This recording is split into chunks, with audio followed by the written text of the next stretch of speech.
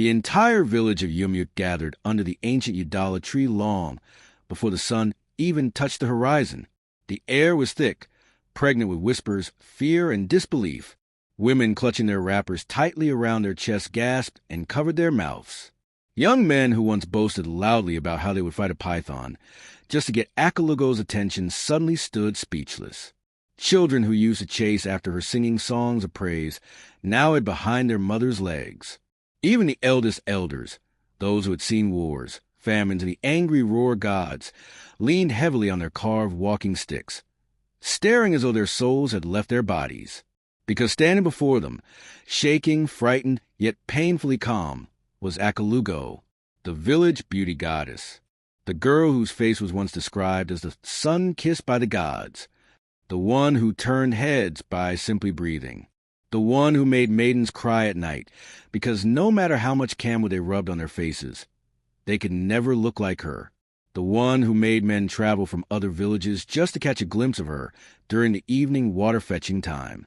But this morning, something unthinkable had happened. Half of Achalugo's face, once flawless, smooth, and radiant like well-polished bronze, was now covered in jagged, angry scars. Fresh, red, cruel, like something carved by jealousy itself. When she stepped forward, the villagers stepped back. A murmur of fear rippled through the gathering. Chinik, is this a curse? Who did this to her? No human hand could have done this. She must have wronged the gods. She should be kept away before misfortune spreads. Voices overlapped like thunder rumbling in confusion. Achalugo swallowed hard, her throat tight with pain. Physical pain, yes, but deeper emotional agony, too. Her hands trembled as she touched her scarred cheek, feeling the rough edges that were not there just the night before. Her long braids, which once swung like black silk ropes blessed by the ancestors, now hung heavily around her shoulders as though burdened by sorrow. Her eyes, always bright like two newborn stars, were dull and hollow. Still, she lifted her chin. Her voice cracked, yet rang out clear enough to silence the crowd. What you call beauty has destroyed more lives than you know, and tonight it came for me too. A wave of shock passed through everyone. Mothers whispered Yam goddess prayers under their breath. Warriors exchanged uneasy glances. Elders shook their heads, unable to understand what could have transformed the most admired girl in the region overnight into a symbol of fear. Chief Umueke, with his red cap slightly crooked from rushing to the scene, stepped forward with a deep frown. Achalugo, he said, his voice thick and uneasy. Who did this to you? What spirit visited you in the night? Speak before fear finishes this village. Achalugo looked at him slowly, eyes clouded with something no one had seen in her before. Pain layered with anger and a truth she wasn't ready to reveal. My chief, she whispered, you will not believe me if I tell you. There was a collective intake of breath. Chief Umueke stiffened. We have to know.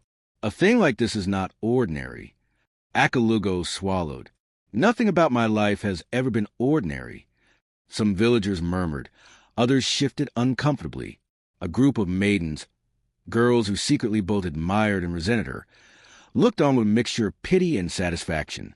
Achalugo saw their eyes. She understood that look. It was a dangerous cocktail of relief and jealousy. Relief that she had finally fallen from the pedestal they envied. Jealousy that even in her scarred state, she still held the village's full attention. Equitacy, a tall maiden who had always been vocal about Achalugo's beauty being unfair, whispered loudly enough for half the gathering to hear. Beauty goddess, and maybe the gods finally decided to humble her. Her friend snickered. Achalugo didn't flinch, not because her heart didn't break a little, but because she had heard far worse whispered behind her back for years. She knew the truth. Beauty attracts admiration, and it attracts danger too. Her mother, Neka, pushed through the crowd at that moment, her wrapper half loose, tears streaming down her face. Achalugo, my daughter, what is this? Who touched you? Who entered our compound last night? She grabbed Achalugo's face gently, careful not to touch the injured side. Talk to me, NWAM. Talk to me. Achalugo placed her shaking hand over her mother's. Mama, she whispered, I don't want you to worry. How can I not worry? Look at you. Villagers stepped closer again, drawn by the raw emotion. Neka turned sharply to the crowd. Which one of you did this? Who sneaked like a coward into my compound? But the villagers only muttered and stepped back again. Achalugo touched her mother's arm. Mama, nobody came into our compound. What do you mean? It happened after I left the river. That statement ignited the crowd. The river? Someone shouted. Which river? The big river or the sacred one? Did she bathe where the maidens are forbidden? Did she anger a water spirit? Accusations, assumptions, wild stories. Achalugo closed her eyes, the noise spinning around her like a whirlwind. Mama, she whispered, it was not a spirit. The crowd froze. Then what? Chief Mwokoma demanded. Who? Achalugo opened her eyes slowly, and with absolute calm, she said, I know exactly who did this to me. People gasped. Murmurs rose again like bees swarming. Tell us. Who? Name the wicked soul. Achalugo inhaled deeply, the morning air sharp against her bruised skin. But then she shook her head. No, she said firmly. Not yet. Women hissed in frustration. Warriors exchanged glances. The chief's face tightened. What do you mean, not yet? A man shouted. Achalugo stepped back, her voice steady but heavy with something unexplained. Because this scar is not the beginning of the story. It is a result of something much deeper. Something all of you played a part in. The village erupted again. What is she saying? Is she mad? What do we do? She wants to blame the whole village now? Achalugo raised her voice. All of you worship beauty. You worship it more than character, more than wisdom, more than dignity. You think beauty is a blessing. But beauty is not a blessing. It is a trap. A hush spread across the gathering. Even the udala tree seemed to still its leaves. Neka held her daughter's arm. Achalugo, don't talk like that. Beauty is God's gift. Is it? Achalugo asked. Then why has it brought me nothing but fear? The chief frowned. What fear? Achalugo looked around at all of them. The stalkers who follow me at night. The crowd stirred. The men who think my face means I owe them my body. Cries of shock rose. The girls who pretend to befriend me, but pray for me to fall. Some maidens lowered their eyes. The elders who praise me like an idol, but never listen to who I really am. The elders shifted awkwardly. And the person who finally decided to destroy this face you all worship, because my beauty made her hate her own reflection. Villagers gasped again. She, someone whispered. It was a woman? A maiden? Someone close to her? Someone jealous? Achalugo's eyes hardened with quiet truth. Yes, a woman. Someone who knows me well. Someone I trusted. The chief stepped closer. Give us her name. Achalugo stared at the crowd, her scar glistening in the early light, like a cruel reminder of human weakness. I will tell you her name, she whispered, but not today. First, the village must hear the truth of what beauty has cost me. The crowd murmured again, confused, scared, curious. When Achalugo turned to walk away, a warrior shouted, What are we supposed to do with the festival tomorrow? Your face was meant to lead the maidens' dance. Another yelled, You cannot show up like this. You will bring shame. Achalugo paused and looked over her shoulder. Shame, she asked softly. You think a scar brings shame? No. What brings shame is a village that values a girl's face more than her soul. The warrior fell silent. The chief rubbed his beard, unsettled. Achalugo continued, her voice rising. Tomorrow I will stand before everyone, scarred or not, because my beauty did not make me who I am, and losing it will not break me. Some of the villagers gasped. Others shook their heads in disbelief. But one person's reaction stood out. Standing at the edge of the crowd, half hidden behind the palm wine seller's stall, was Obiajalu, Achalugo's childhood friend. Her face was pale, her hands trembling violently. She stared at Achalugo with eyes full of guilt, fear, and something darker. Achalugo saw her. Their eyes met, and Obiajalu looked away too quickly. Achalugo exhaled slowly. The truth will come out, she whispered to herself, when the time is right. The villagers continued to argue, whisper, accuse, and panic. But Achalugo walked through them like someone who had just shed a burden heavier than stones. Yet her heart was pounding, because she knew this scar was only one part of the story. The real story, the one the entire village would soon hear, had the power to break friendships, expose secrets, and shatter the myth they had built around her since she was a child. And she was ready to tell it. Tomorrow, at the festival, where every eye would be on her, scarred or not. But before she left the idolatry square, she turned once more and said, "Remember this. Beauty can bless you, but beauty can also blind you." The crowd watched her leave in stunned silence. And so began the story that would change Umueke forever. If you're feeling this story already, don't forget to like, subscribe, and follow Tales by Wealth for more powerful African tales. Your support helps bring these stories to life. The morning after the uproar beneath the idolatry, Umueke village woke up disturbed, restless, shaken to its roots. Word had flown on the wings of gossip faster than harmattan winds. From one compound to another, from palm wine taps to cassava farms, from grinding stones to streams, there was only one discussion: Achalugo, Achalugo's scar, Achalugo's mystery, Achalugo's silence. Women who had once prayed for their daughters to inherit a fraction of her beauty now whispered that perhaps they had prayed wrongly. Men who strutted like cocks whenever she passed now spoke of her with fear and discomfort. Children imitated her scar in the sand, then ran away laughing, not understanding the weight of what was happening. Even the elders who had sat quietly during commotion now debated among themselves, each claiming a spiritual explanation stronger than the last. But Achalugo did not appear. For the first time in years, she did not walk to the stream with her calabash. She did not pass through the marketplace. She did not sit beneath the idolatry as she often did. She stayed indoors, her mind churning like a whirlwind locked inside a clay pot. Her mother, Neka, sat beside her weaving mat, sighing heavily every few minutes as though the sigh itself was trying to solve a puzzle. "My daughter," she finally muttered. "I barely slept." Achalugo touched the scar gently and winced. The pain was sharp, yet she had already learned how to hold it without letting it break her. "I know, Mama." Neka shook her head. "You should have told them yesterday. You should have mentioned her name." Achalugo's heart squeezed. "It is not time." "When will it be time? Until she hurts you again? Until more damage is done?" Achalugo took a deep breath. "Mama, this story is bigger than one name, bigger than one jealous heart. What happened to me is the final blow, not the first one. The village must understand how they helped create this." Neka frowned. "You speak in riddles." "Mama, beauty can destroy. It has destroyed many before me, and it almost destroyed me." Her mother fell silent, remembering the countless times she had warned Achalugo never to walk alone, never to stay out late, never to smile too warmly at any man, never to let her guard down around any maiden.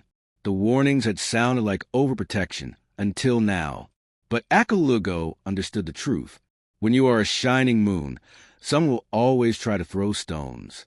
She breathed in, letting the harmattan breeze soothe her thoughts. "Mama, today is not for blaming. Today is for preparing." "For the festival?" Neka asked bitterly. "You cannot go. Not like this." Achalugo lifted her chin. "I must." Neka's eyes widened. "They will mock you." "I know." "They will question you." "I know." "They will try to remove you from a maiden's dance." "I know." Neka's voice became a whisper. "They will call you cursed." "I know, Mama." "Then why go?" Achalugo looked her mother in the eyes, her voice soft and firm. "Because if I hide, the story becomes shame. If I stand, the story becomes power. They must see me. They must hear me. They must understand that beauty never protected me. It exposed me."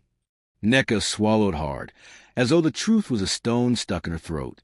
Meanwhile, outside the compound, the village was bubbling with fear and speculation. At the marketplace, two women quarreled loudly as they pounded yam. "I am telling you, it is river spirit," one insisted. "No human can carve a face like that without waking the whole village." The other slapped her pestle down. It is jealousy, or witchcraft, or the work of those maidens that fear her shadow. Near the palm wine shed, men gathered, speaking in lowered voices. "Have you not heard?" one whispered. "They say she insulted a goddess." "Which goddess? Which one else?" "The one who guards beauty." Another man scoffed. "I heard it was a woman, someone close to her." "Who? That Achalugo?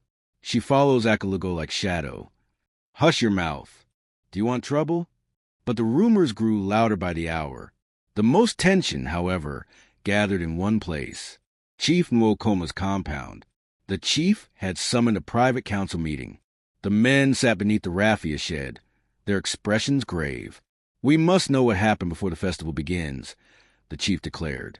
"A maiden has been harmed, and not just any maiden, the one chosen to lead tomorrow's dance."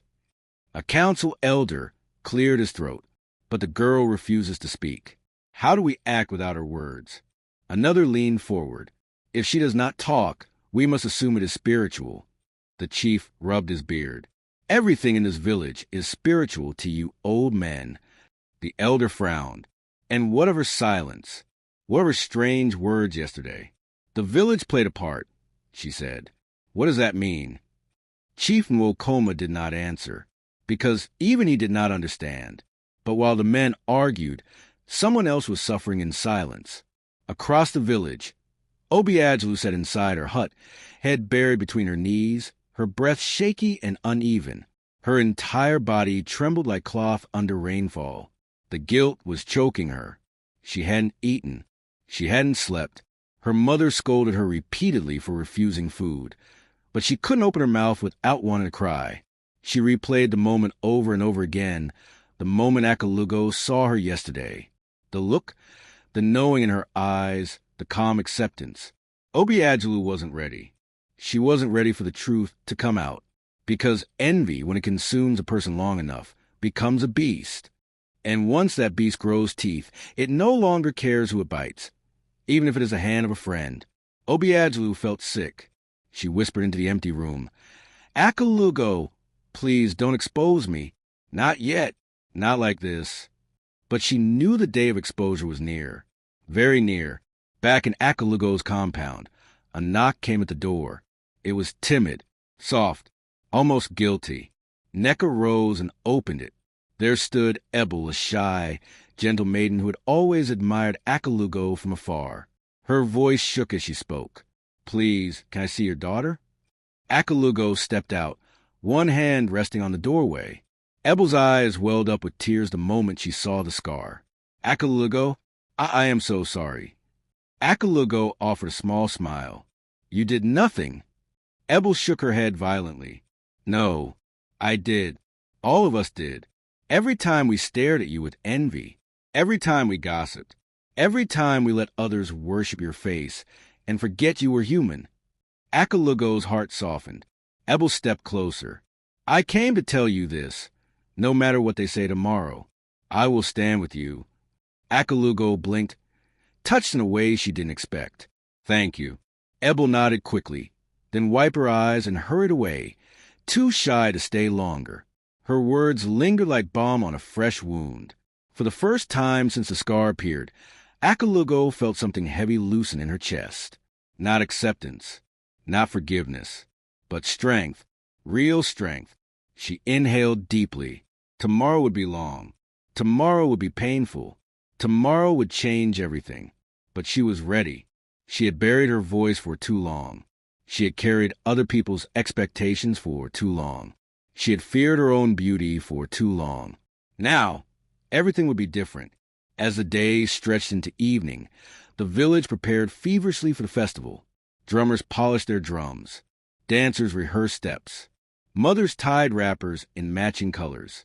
The village square was swept clean, lamps hung, decorations prepared. But beneath the excitement was fear. Fear of Achalugo's scar. Fear of the unknown. Fear of the story she promised to tell. Children overheard their mothers whispering. What if her scar is a sign? What if the gods are angry? What if something terrible will happen at the festival? The fear spread like wildfire. Night fell, cool and quiet. Achalugo lay awake, staring at the ceiling of her hut, her mind swirling. Her scar pulsed with heat, but her spirit remained steady. She closed her eyes and whispered a silent promise to herself. Tomorrow the truth will be free. As she drifted into a light sleep, a faint sound echoed outside. A footstep. Soft, slow, uneasy. She sat up immediately, her heart racing. Another step. "Mama," she whispered. But her mother was already asleep. Achalugo rose quietly, peering through the small wooden window. A shadow, a familiar build, a familiar trembling. Obiajalu, standing in the darkness, watching her hut. Achalugo's breath caught. She whispered, "Why are you here?" Obiajalu didn't answer.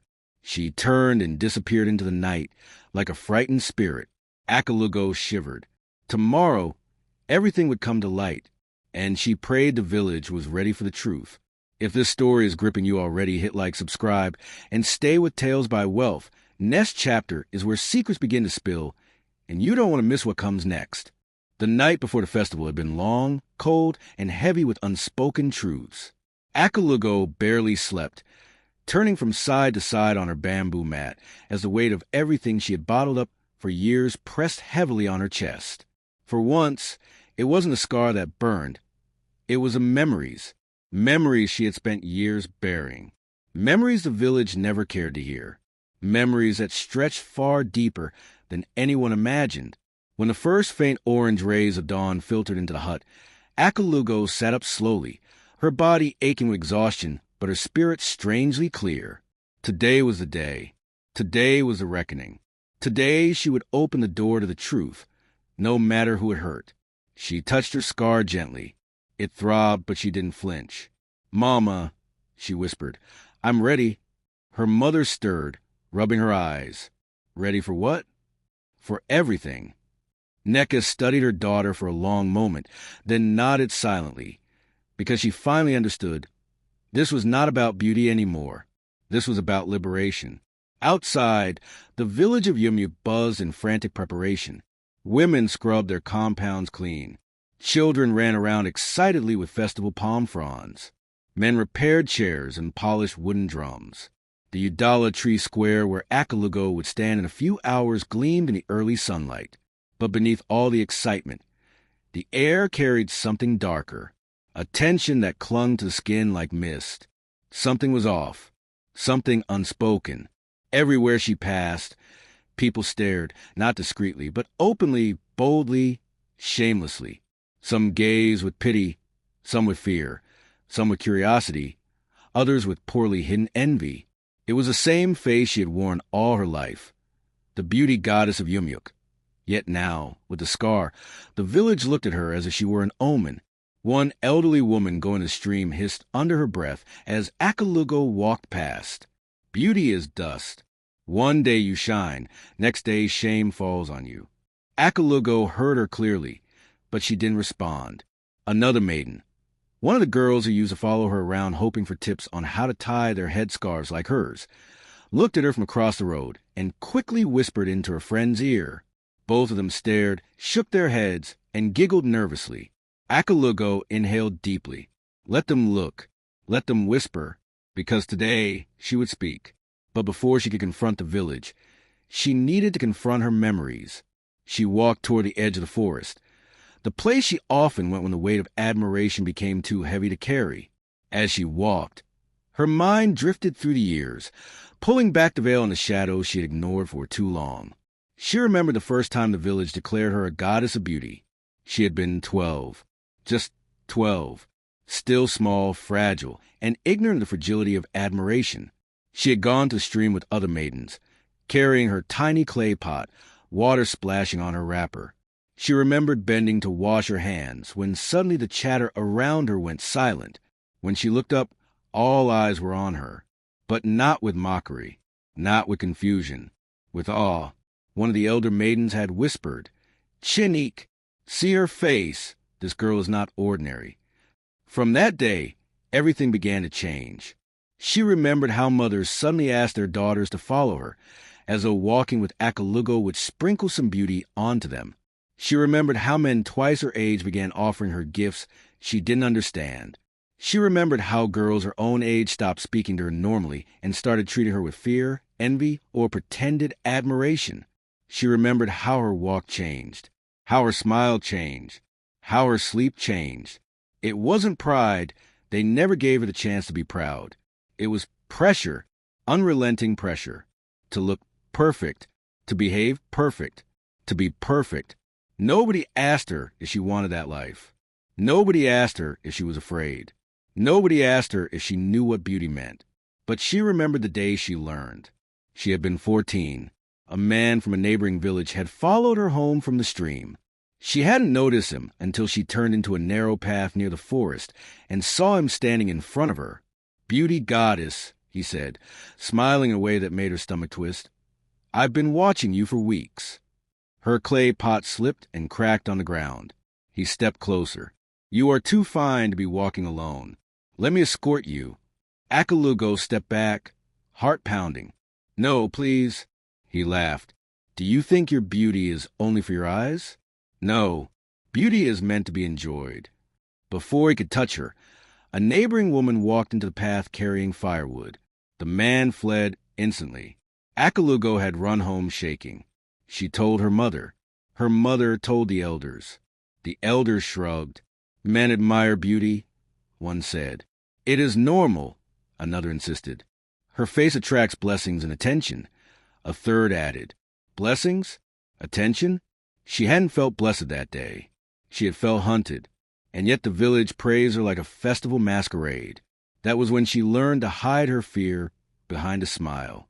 She walked deeper into the forest, her fingers brushing tree trunks, her breath steadying as she let the truth settle. Being beautiful had never been a blessing. It had been a prison. People adored her reflection, but nobody saw her. Not the real her. Not the girl inside the worship skin. The girl who couldn't walk alone. The girl who couldn't trust her friends. The girl who couldn't say no without risking a man's anger. The girl who had no right to be sad, because beautiful girls don't have problems. Until the night her face was scarred. Until the night the illusion of perfection shattered. And now the village was forced to look past the mirror. She heard a rustle behind her. Her breath caught. She turned. Achalugo, standing just a few feet away. Her eyes were red. Her lips trembled. She looked like someone who hadn't slept in days. Achalugo's heart tightened. "Why are you here?" Achalugo asked quietly. Achalugo swallowed hard. "I came to talk." "To confess?" Achalugo shook her head quickly, panic flashing in her eyes. "No, I can't, not yet. But Achalugo, please, you must not say anything today. You must not mention my name." Achalugo lifted her head slowly, her eyes calm but sharp. "Why?" "Because it was a mistake." Achalugo cried. "I didn't mean for it to go this far." Achalugo stepped closer. "What did you think would happen?" Achalugo choked. "I just wanted you to stop shining. I wanted people to see me too. I wanted to breathe without people comparing me to you. You don't know what it feels like to stand next to a goddess every day." Achalugo's voice dropped to a whisper. "So you destroyed my face?" Achalugo fell to her knees. "I'm sorry. Please don't expose me." Achalugo trembled. Not because she was afraid, but because the truth hurt more deeply than the scar. "Achalugo," she said softly, "you're my friend." Achalugo sobbed hysterically. I know. That's why I can't survive it if the village hears the truth." Achalugo knelt slightly. "The truth is not meant to destroy you. It is meant to free you." Achalugo shook her head violently. "Not today. Not now. Please. I beg you. I was weak. I was jealous. But I am not evil." Achalugo stood up slowly. Her voice became steady. "I am not your enemy, Achalugo. Jealousy is." Achalugo looked up, her face streaked with tears. "I am begging you," she whispered. "Give me time to confess myself. Don't do it today." Achalugo stared at her long and silently. Then she nodded once. A slow, heavy nod. "Today," Achalugo said, "I will not call your name." Achalugo sobbed in relief. "But," Achalugo continued firmly, "I will tell the village what beauty has done to me, and what it has done to others. and how envy grows in silence. Obiagelu nodded weakly. The two girls stood there, one scarred outside, one scarred inside, linked by pain the village had unknowingly created. By midday, Achalugo returned home to prepare for the festival. Her mother helped her oil her hair, tie her wrapper, and apply light camwood powder over her unscarred cheek. When she turned to look at herself in the small wooden mirror, the reflection staring back at her was unfamiliar, but powerful. No longer a goddess, a warrior. As she stepped outside, a group of children watched her quietly, unsure what expression to wear. Achalugo bent down and touched one girl's cheek. "Beauty is not a face," she said gently. "Beauty is courage." The little girl nodded slowly, understanding at a level deeper than words. When the festival drums began to echo across the village, Achalugo walked toward the square with her head held high. Villagers paused their preparations and stared. Whispers swirled. "She is really coming. With that scar, she is brave. She is cursed. She will bring bad omen. She is still beautiful. She is finished. She is rising." But Achalugo didn't let the noise touch her spirit. She kept walking, because today was her day to rewrite the meaning of beauty. And nothing would stop her. If this chapter moved you, subscribe, and stay connected to Tales by Wealth. Next chapter is where the real confrontation begins. Jealousy, truth, and the unraveling of friendships. Don't miss it.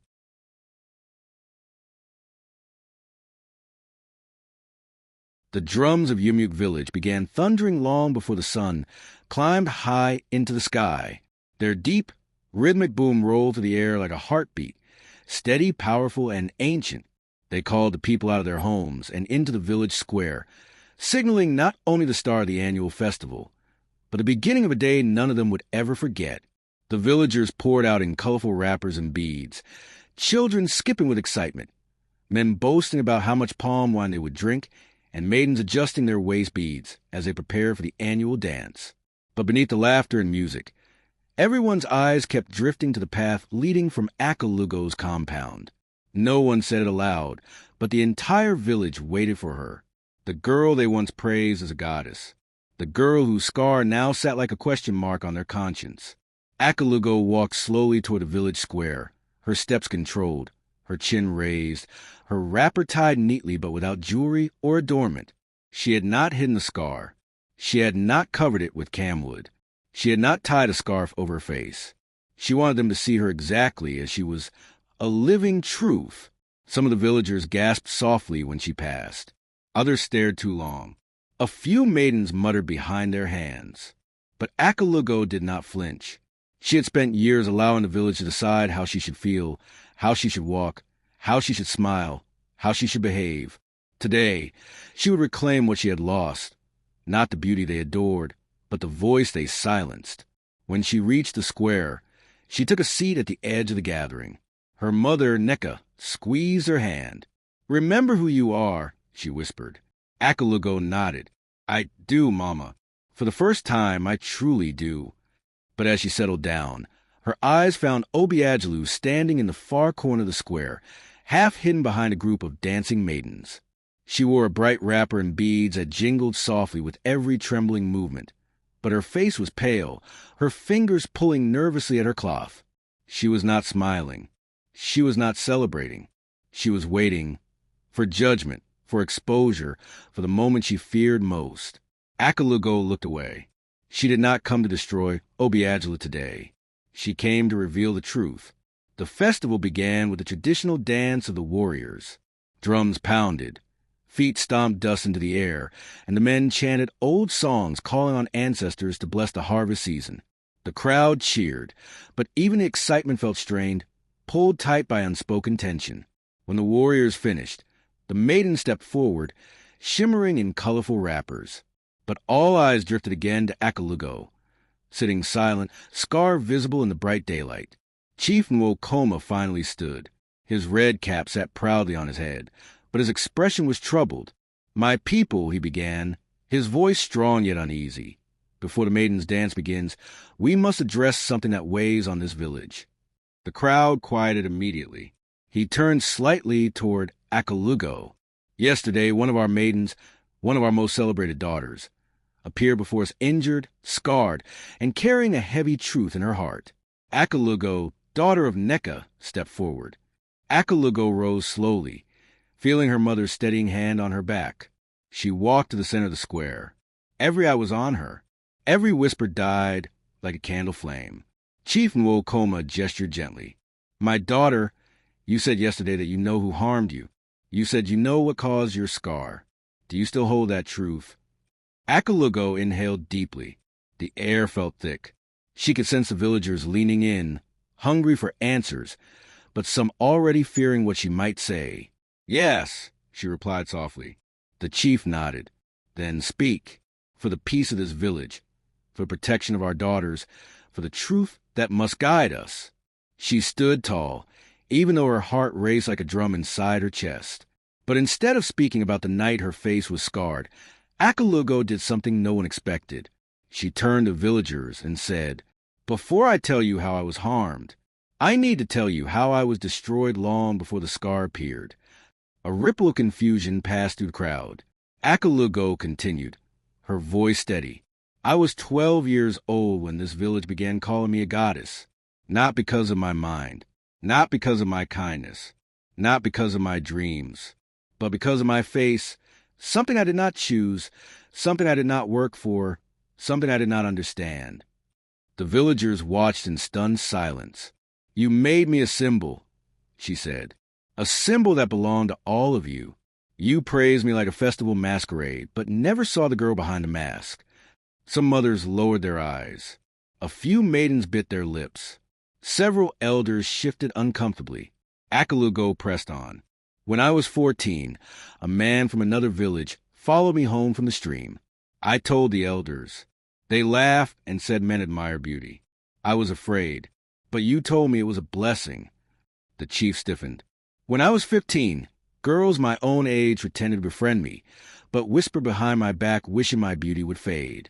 Yet in their presence, you all told them to be like Achalugo, as if beauty were a prize you forced us to compete for."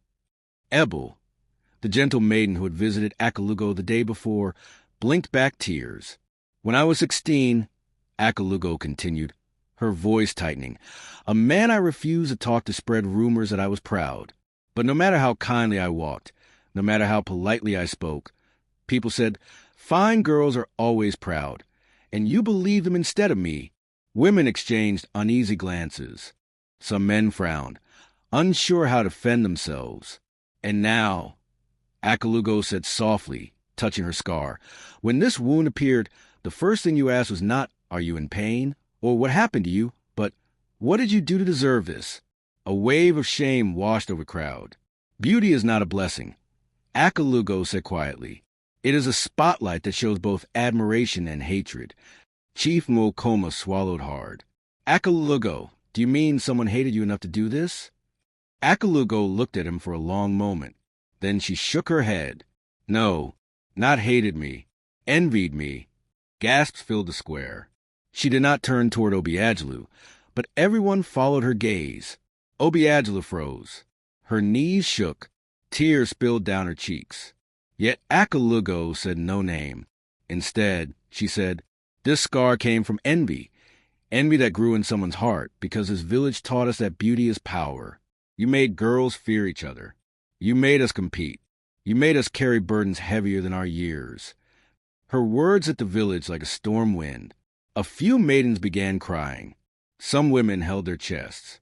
The men exchanged confused looks, unsure how deeply they had wounded the girls growing under their watch. Achalugo turned then, not to accuse, but to reveal the truth the village needed to hear. "You created this rivalry. You fed it.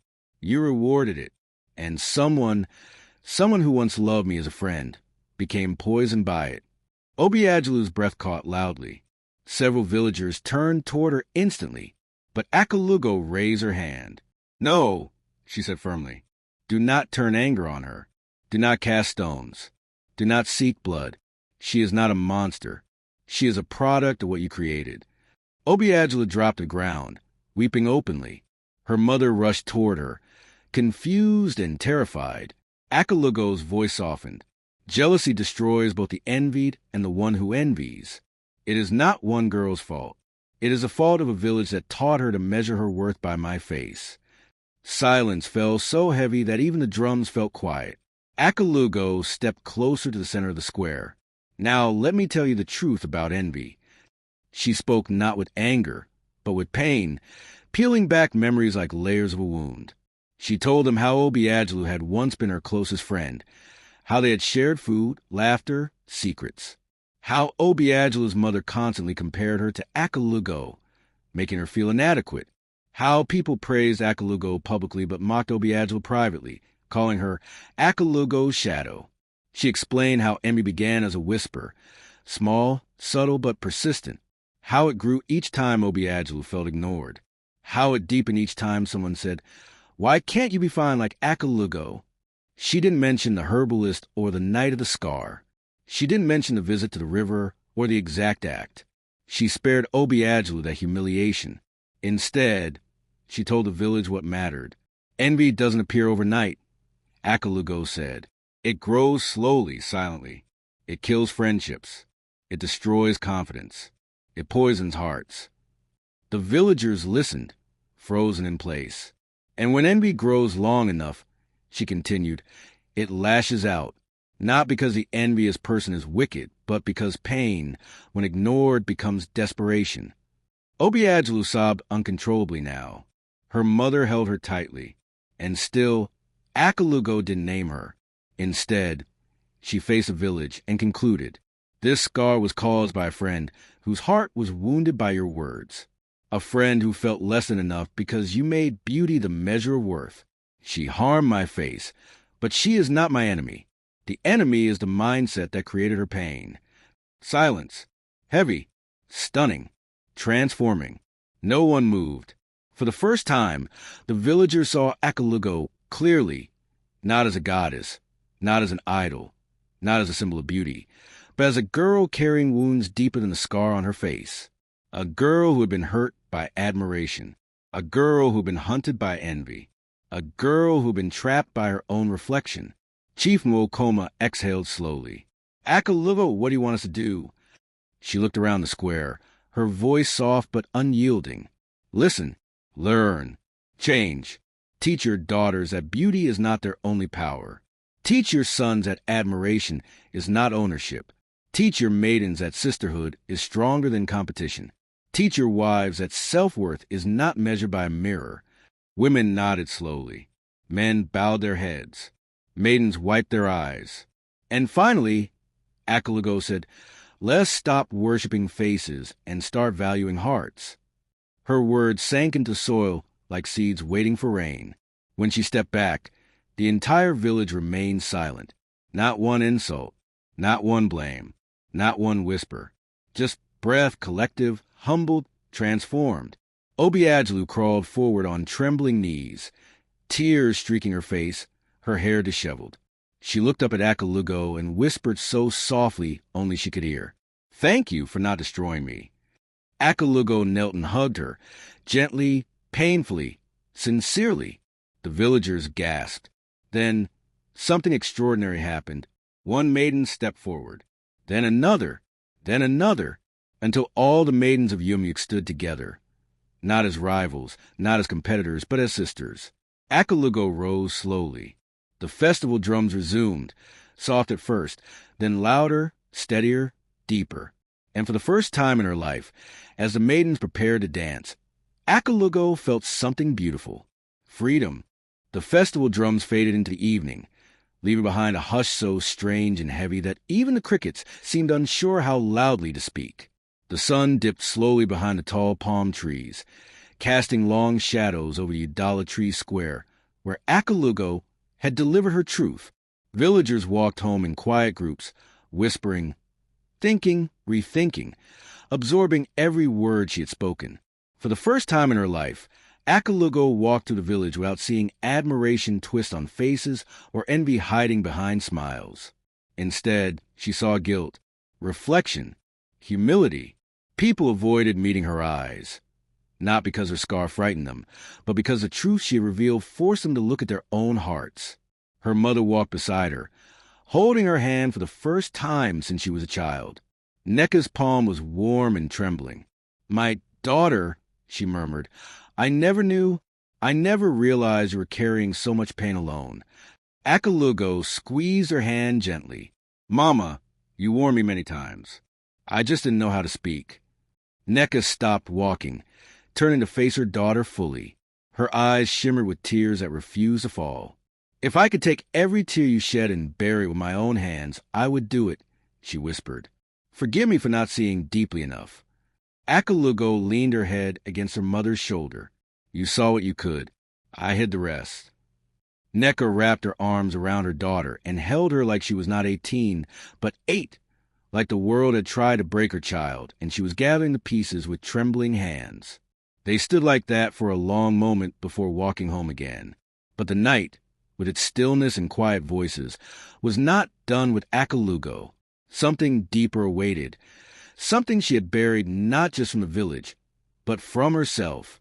When they reached their compound, Achalugo sat on the wooden bench outside the hut, looking up at the night sky. The stars dotted the darkness like scattered pieces of fate.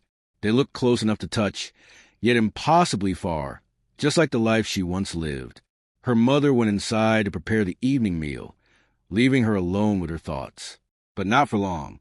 Footsteps approached. Soft, uneven, hesitant.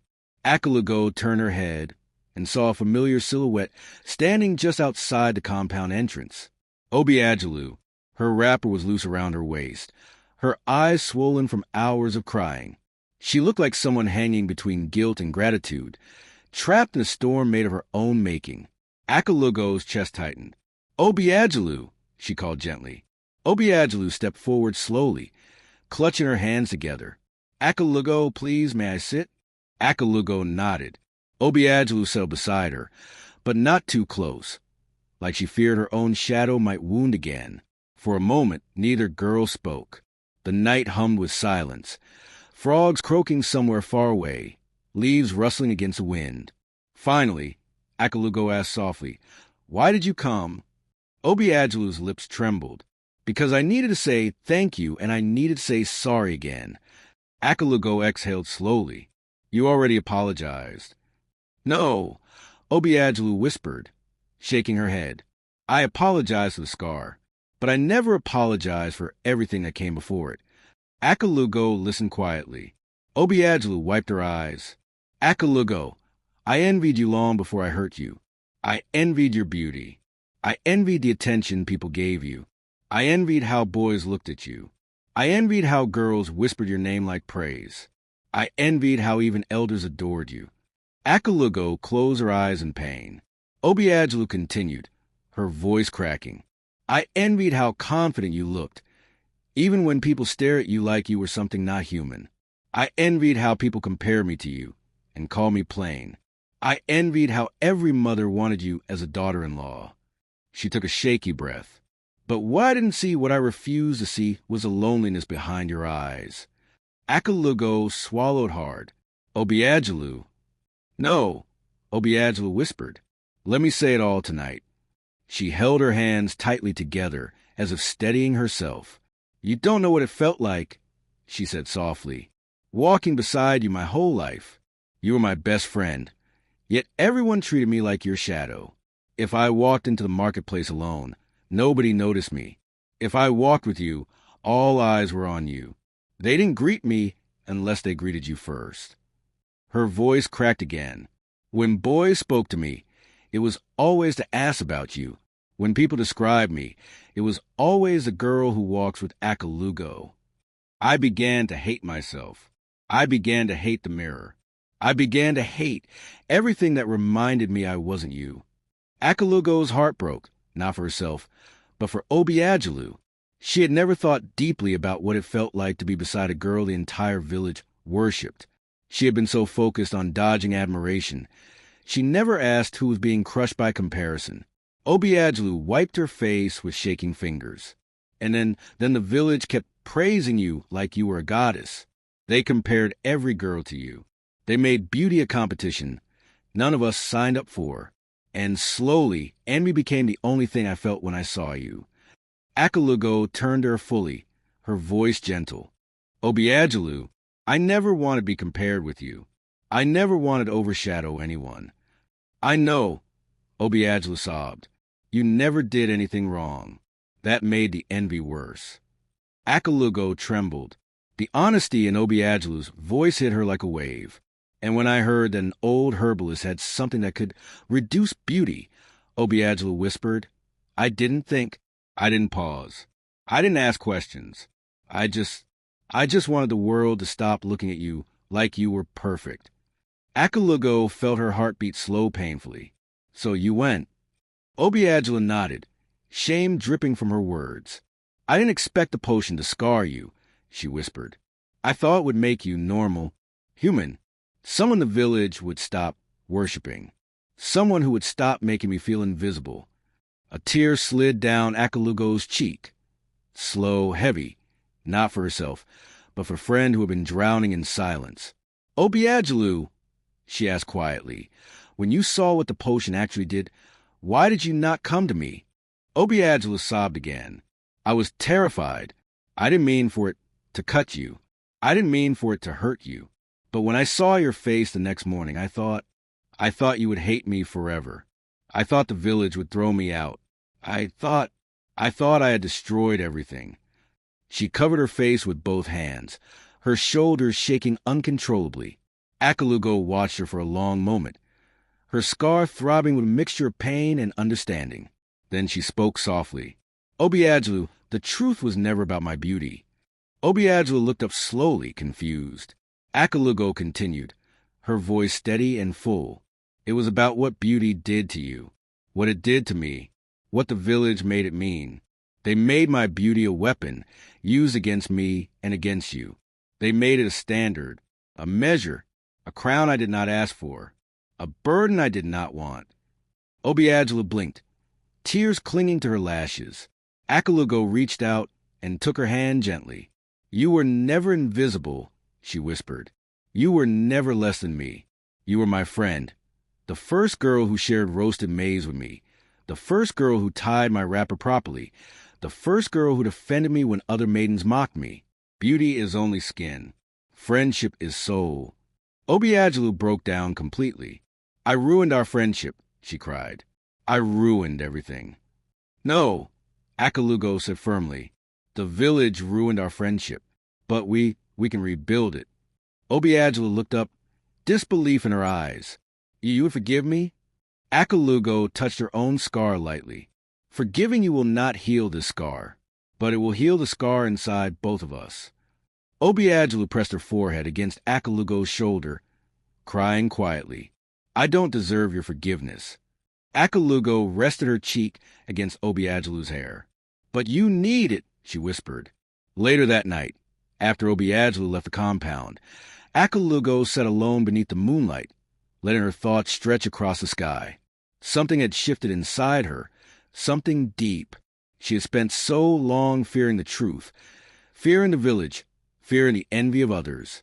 But tonight, she felt free. The scar on her face was still there. The memories were still sharp. The pain still pulsed. But she was no longer the beauty goddess, no longer the idol on a pedestal, no longer the mirror others measured themselves against.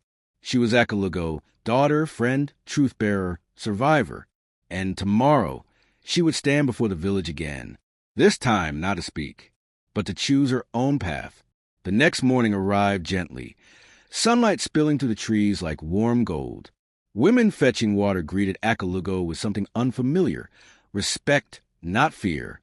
Men who once boasted about her beauty now lowered their heads in apology. Girls who once compared themselves to her now approached shyly, asking not about her face, but about her heart. Achalugo felt something she had never felt before. Value, not because of her reflection, but because of her voice. As she prepared to step outside, her mother touched her shoulder softly. What will you do next? Neka asked. Achalugo smiled, a small, quiet smile that came from a deeper place than beauty. I will live, she said. For the first time, I will live for myself. And as she walked into the sunlight, a new truth blossomed inside her. Beauty fades. Strength remains. And the truth was never about her face. It was about her becoming. The morning after Achalugo bared her truth felt different, unsettling in a way no villager could quite describe. The air was cool, the sky unusually clear, and yet the entire village of Umueke buzzed with a tension that wrapped itself around every breath. It wasn't fear this time. It wasn't curiosity either. It was reflection, deep, uncomfortable reflection that stung the conscience like pepper. Women sweeping their compounds paused often, staring into the distance as if replaying Achalugo's words. Men who once spoke boldly now spoke in low tones. Maidens who once held their heads high now looked uncertain, as though they were seeing themselves in each other for the first time. Even the children sensed it. They played more quietly. They argued less. They watched the adults with wide, questioning eyes. Something in the heart of the village had shifted. But the festival drums were calling again, this time not for celebration alone, but for confrontation, a cultural cleansing, a spiritual unmasking, a breaking of old crowns. And at the center of this awakening stood Achalugo. She woke to the sound of the drums, her heart steady, her scar warm beneath the soft morning light filtering into the hut. She sat up slowly, running her fingers gently over the damaged skin. The pain had dulled, but the memory of that moment still throbbed like an echo. Normally, she would look away from a mirror, ashamed of the sight. But today, she forced herself to stare. The scar was real. It was permanent, and it was hers. But something else was there, too, a strength she had never seen reflected back at her before. She tied a simple wrap around her waist, brushed her hair back, and stepped outside. Her mother was already outside the compound, speaking with two older women who stopped their conversation immediately when Achalugo appeared. For a moment, there was silence. Then the first woman cleared her throat. Achalugo, we came to say we are sorry. The second woman nodded quickly. We listened to you yesterday, and everything you said, it opened our eyes. We did not know we had contributed to your suffering. Achalugo blinked, surprised. An instinctive part of her wanted to shrink away from their pity. But this wasn't pity. It was accountability. And for the first time, she felt a crack of healing. Thank you, she said softly. The women bowed their heads, slightly and left. Her mother touched her elbow as they walked toward the village square. Do you see, my daughter? Yesterday was not in vain. Achalugo inhaled deeply, the morning air cool against her skin. Mama, I didn't speak to destroy anyone. I spoke to free all of us. And you did, Neka whispered. You truly did. As they approached the square, Achalugo noticed a crowd already gathering, but not scattered like before. Today, they were standing differently. Men on one side, women on another, maidens grouped together, but not in cliques, not whispering, not comparing wrappers or hairstyles. They looked humbled, open, ready. The elders sat in front, their expressions a mix of sternness and deep thought. Chief Umueke sat among them, leaning on his staff with an expression Achalugo had never seen on his face before, a mixture of humility and regret. When Achalugo entered the square, the crowd fell silent, not because they feared her scar, not because they worshiped her beauty, but because they respected her voice. Chief Umueke cleared his throat and stood. My people, he said, his voice louder than usual. Yesterday, a child taught us what many of us refuse to learn. She opened our eyes to a truth we ignored for too long. Today, before we continue this festival, we must listen again. The crowd murmured quietly. Chief Umueke turned to Achalugo. My daughter, speak. Achalugo stepped forward, but instead of standing at the center of the square, she turned to look at the maidens. All of them. The ones who feared her. The ones who envied her. The ones who gossiped about her. The ones who admired her in silence. And her gaze softened.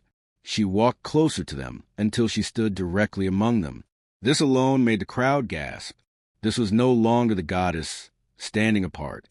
This was one of them. Achalugo raised her voice. Yesterday, I spoke about what beauty did to me. But today, I want to speak about what beauty did to all of us as maidens. The girls exchanged uncertain glances. Achalugo continued. We did not choose how our faces would form. We did not choose our skins or our shapes or the ways our eyes would sit. We inherited them. And yet, the village made us judge ourselves by what we inherited, not who we became. A murmur of agreement passed through the maidens. You were taught to compare, Achalugo said softly. You were taught to envy. You were taught that your worth begins and ends with how others see you. But that was never the truth. The truth is... She paused, touching her chest gently. The truth is that all of us are more than mirrors. A maiden named Ebel, usually quiet and timid, stepped forward. Achalugo, I want to say something. Achalugo nodded for her to continue. Ebel took a shaky breath. Yesterday, when you spoke, I realized I've been hurting myself for years. I wish to look like other girls. I've cursed my own face. I've cried over differences I cannot change. But listening to you, I realize I never valued myself. Her voice cracked.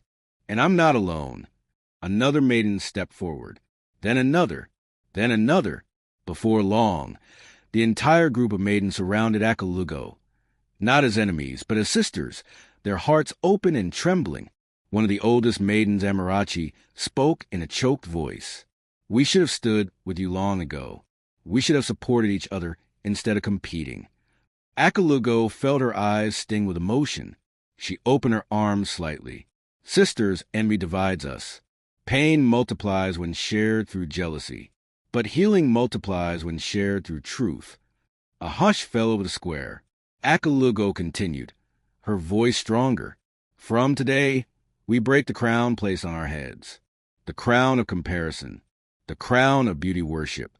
The crown that made us rivals instead of family. The maidens nodded. Some cried. Some held hands. Some shook visibly with relief. Then Achalugo turned to face the entire village. For years, the festival crowned the most beautiful dancer. Today, let us crown something different. Chief Umueke raised a brow. What do you propose, Achalugo? Achalugo took a deep breath. A new tradition. One where maidens are celebrated for courage, kindness, wisdom, creativity, not beauty alone. The crowd stirred. This was new, unexpected, revolutionary. An elder cleared his throat. Achalugo, who are you suggesting we crown today? Achalugo smiled softly. Every maiden. The shock was immediate. What? All of them? How? This has never been done. Achalugo raised her hand. The old tradition divided us. Let a new tradition unite us. The villagers glanced at one another, murmuring. Some protested quietly, saying change was too sudden. But others, especially the women, began nodding slowly. Finally, Chief Umueke raised his staff. If this is the will of the maidens, then it shall be so. The square erupted in gasps and whispers. But the maidens, standing shoulder to shoulder, lifted their heads in awe. Achalugo continued gently. No one will be crowned to stand above others. Instead, we will all rise together. Every girl, every maiden, every woman, valuable not because of her face, but because of her spirit. A young maiden stepped forward, touching Achalugo's arm. What about you? She asked softly. What will you do? Achalugo smiled faintly.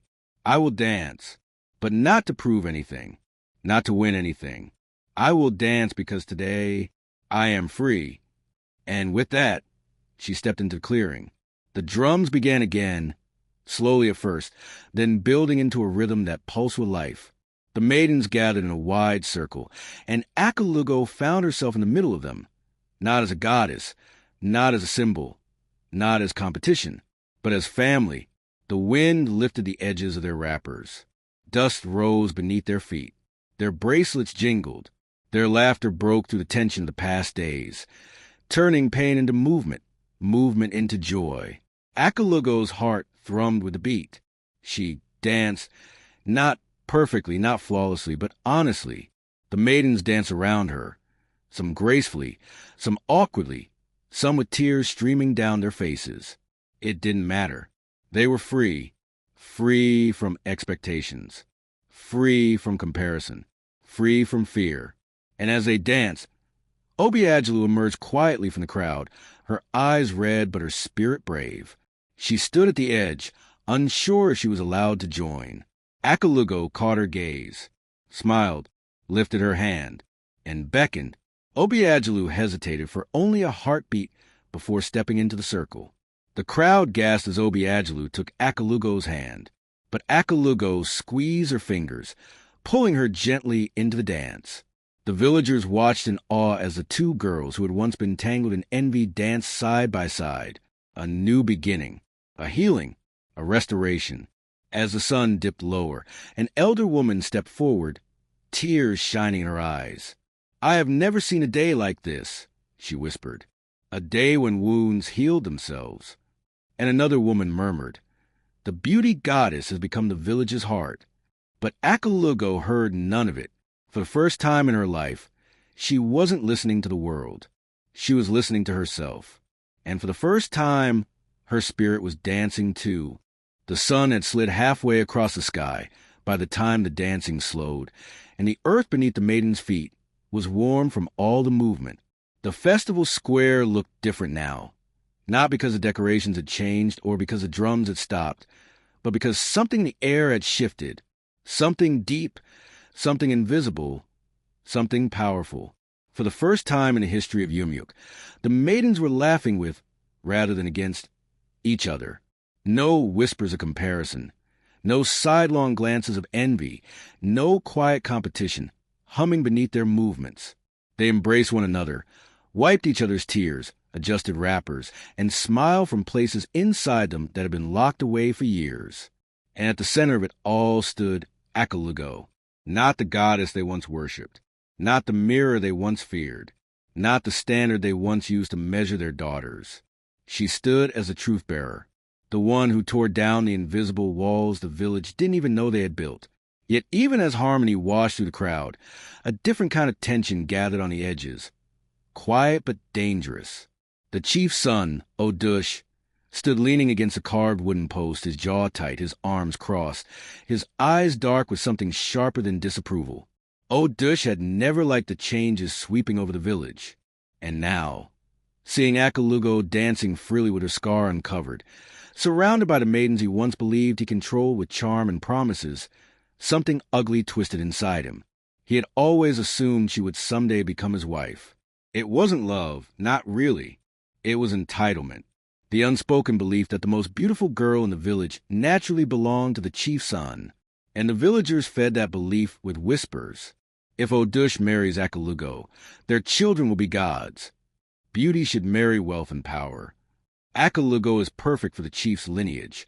He had grown up hearing those words as truth, as prophecy, as inevitability. The scar to him wasn't the tragedy the village thought it was. It was an outrage, a disruption of the future he felt he deserved, a reminder that the girl he believed belonged to him was now beyond his grasp. Not because she was flawed, but because she was free. And Odush had never liked freedom, at least not in women. He pushed himself off the post and stalked toward the center of the square as the drums faded. Conversations hushed. Some villagers stepped back instinctively. Achalugo saw him approaching, and her smile softened into caution. Chief Nwokoma noticed too, his eyes narrowing slightly. But before he could intervene, Odush planted himself directly in front of Achalugo. "Enough of this," he said loudly. The crowd stiffened. The maidens froze. Obiagelu took an anxious step closer to Achalugo. "What is it, Odush?" Achalugo asked calmly, though her pulse quickened. He flicked a glance at the ring of maidens around her, as if all of them standing equally threatened him. "This," he gestured around with irritation, "this foolishness, this nonsense you've stirred in the village." Achalugo's brow tightened. "You mean unity?" "I mean chaos," he snapped. "You've turned the maidens against tradition, against hierarchy, against the order that has kept this village strong." The maidens exchanged glances. A few bristled, but no one stepped forward yet. Achalugo held her ground. "A tradition that harms is not order, Odush. It is bondage." Odush scoffed. "Bondage? You speak as if you were some wise elder. You're just a girl with a scarred face and a big mouth." A gasp rippled across the crowd. Neka rose from her place, anger tightening her lips. But Achalugo glanced her way and shook her head slightly. Her mother sat down again, furious but trusting.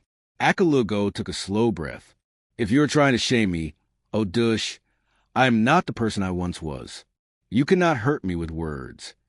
Odush stepped closer, sneering. A girl who once could not look a man in the eye now speaks, as though she leads a village. I do not lead, Achalugo said quietly. I speak. And who gave you the right to speak? He demanded.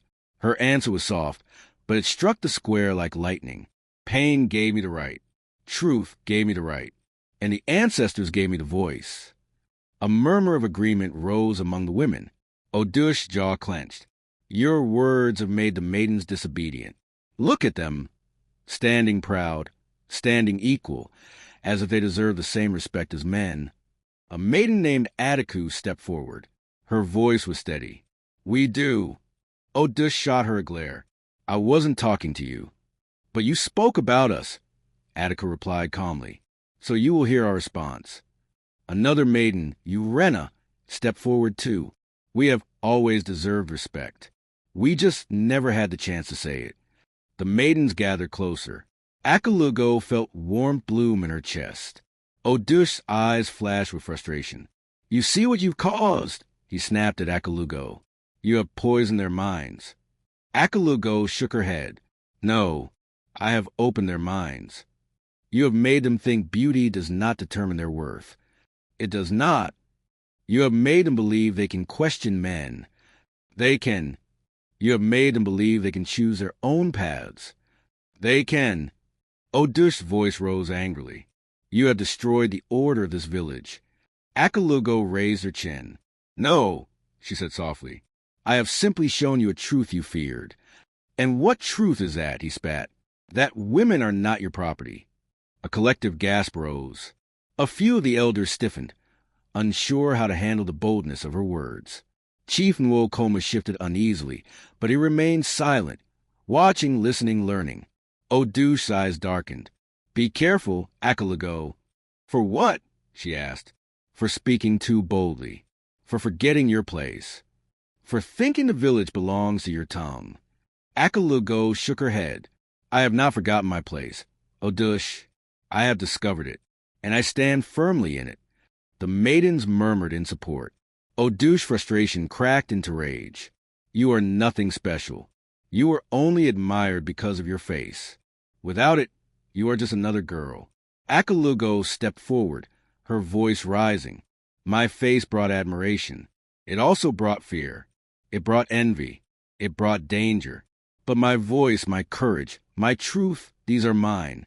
And today, I stand not as the most beautiful girl in the village, but as the first girl who refused to let her reflection define her. The crowd burst into murmurs of astonishment. Achalugo continued, voice steady and rising. For years, this village told me my beauty was my worth. But beauty fades. Beauty wounds. Beauty blinds. What remains is character, wisdom, heart. Odush tried to speak, but Achalugo raised her voice above him. I am tired of being a mirror for others to measure themselves. I am tired of being a crown for others to fight over. I am tired of being a symbol instead of a person. Silence. Then, I am Achalugo. I have suffered. I have risen. And I will speak. The crowd erupted, not in cheering, but in emotional murmurs. Raw, shaken, humbled. Odush looked around, realizing the crowd no longer backed him. He had lost the center of power he once believed he owned. Achalugo softened her tone and faced all the villagers. But this story is not just my own. It belongs to every maiden who has cried in silence because she didn't feel beautiful enough. It belongs to every girl who feared other girls because she thought they were her competition. It belongs to every woman who hid her insecurities behind a smile. Women bowed their heads. Maidens touched their hearts. Men shifted uncomfortably. Achalugo continued. The greatest battles we face are not against each other. They're within ourselves, growing from the lies we were taught. Her voice thickened with emotion. So today, I ask that we rewrite the way we raise our daughters. I ask that we teach them worth beyond beauty. I ask that we build sisterhood not rivalry.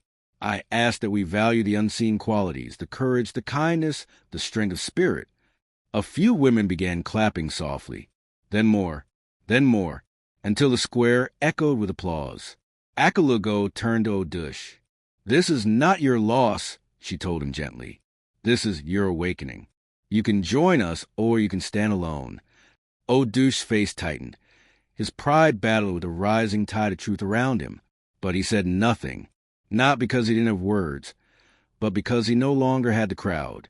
He stepped back silently, swallowed by the realization that his power was an illusion.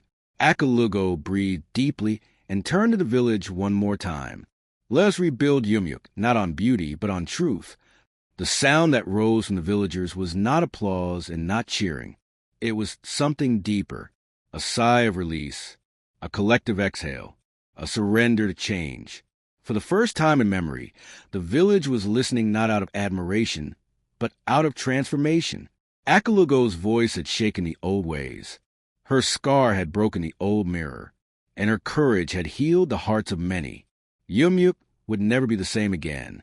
The night after Achalugo's speech felt like the quiet after storm, not empty, not fearful, but full of a new kind of calm, a calm born from truth, a calm earned through tears and courage, a calm that carried the weight of transformation. The village of Umueke slept lightly, as if afraid to disturb the lessons that had settled on their rooftops. The women who once spent evenings comparing their daughters' looks lay awake thinking of their own daughters' hearts. The men who once praised beauty more than wisdom now replayed Achalugo's words in their minds like echoes. And the maidens, oh, the maidens, lay on mats whispering to one another about courage, unity, and the burdens they had silently carried for years. But Achalugo did not sleep at all. She sat outside her hut long into the night, legs tucked beneath her, her scar silver-lined under the moonlight. Her mother rested nearby, dozing in and out of sleep, yet refusing to go inside completely, as though she needed to stay close enough to protect her daughter's newfound voice. Every so often, a night insect hummed by, or a breeze rustled banana leaves in the compound. Life continued, but differently, softer, kinder, quieter. Achalugo breathed deeply, letting the cool air settle inside her chest.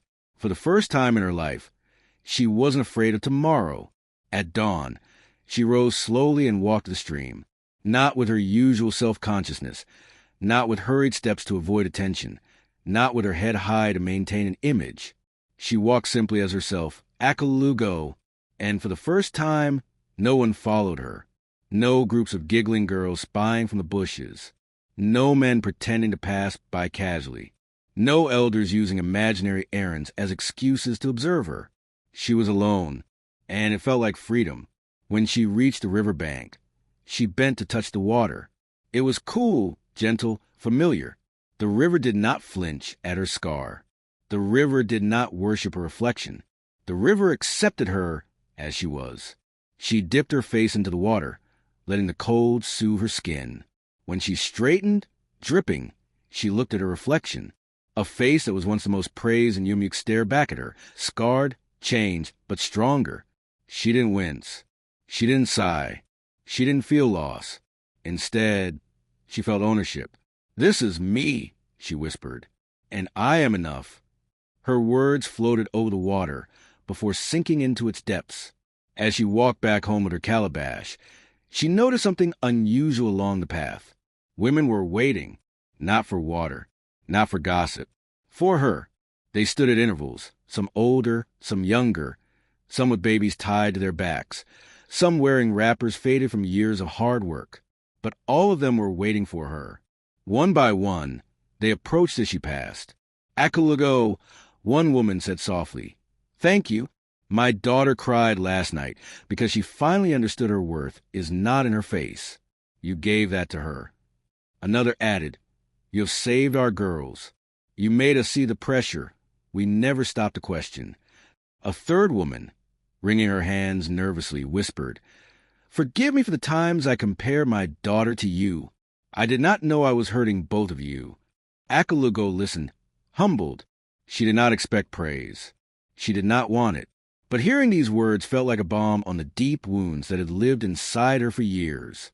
When she reached home, her mother smiled knowingly. "Your words have taken root," Neka said. "You have planted something strong." Achalugo looked down. Her heart, swelling in a way admiration had never made it swell. "I only told the truth," she whispered. "But truth," her mother replied softly, "is the seed from which freedom grows." Later that afternoon, the village elder sent for Achalugo. She entered the council hut cautiously, unsure what awaited her inside. The elders sat in a semicircle, their faces serious but not unkind. Chief Umueke leaned forward slightly as she approached. "Achalugo," he began, "your words yesterday have stirred the hearts of the people. You have made us question things we never thought to question." She bowed her head respectfully but said nothing. "You have also shown bravery far beyond your years," he continued. "It is not easy to stand against the beliefs of an entire village, yet you did it with grace." Achalugo's throat tightened. She didn't speak for praise. She spoke because silence had become too heavy to carry. One elder cleared his throat.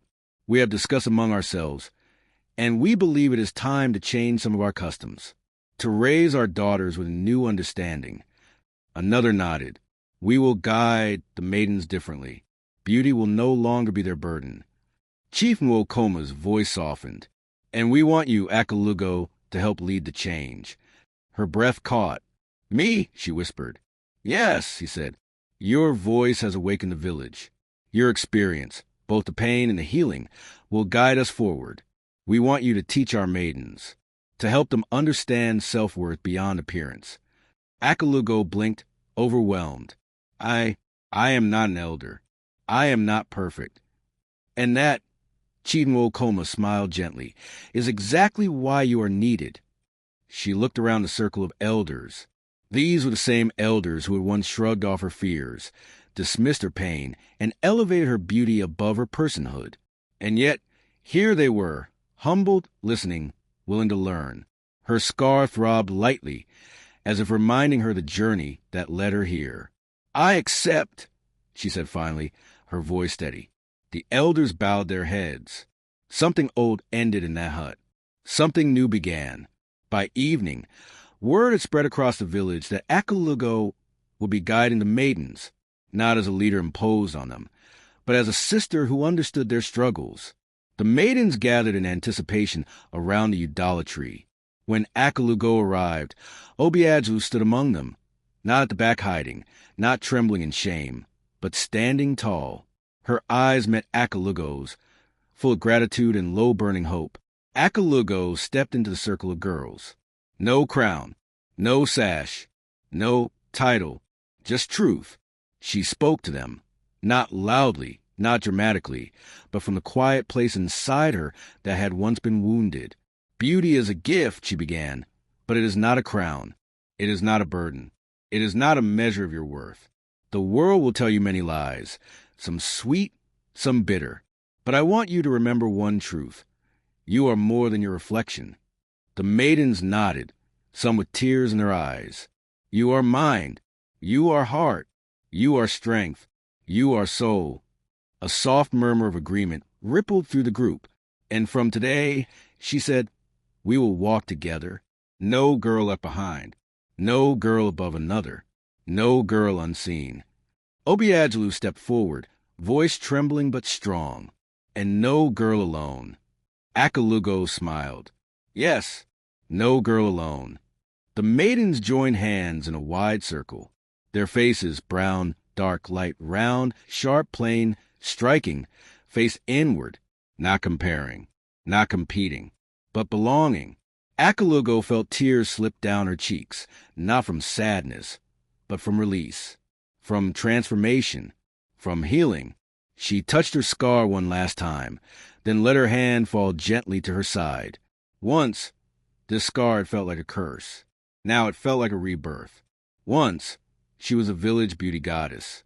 Now, she was something far greater, a symbol of courage, a voice of truth, a sister among sisters, a girl who survived admiration, a girl who turned pain into purpose. And as the sun set over Umueke, casting gold across the maidens' joined hands, Achalugo whispered to herself, "True beauty begins where fear ends. and she was no longer afraid.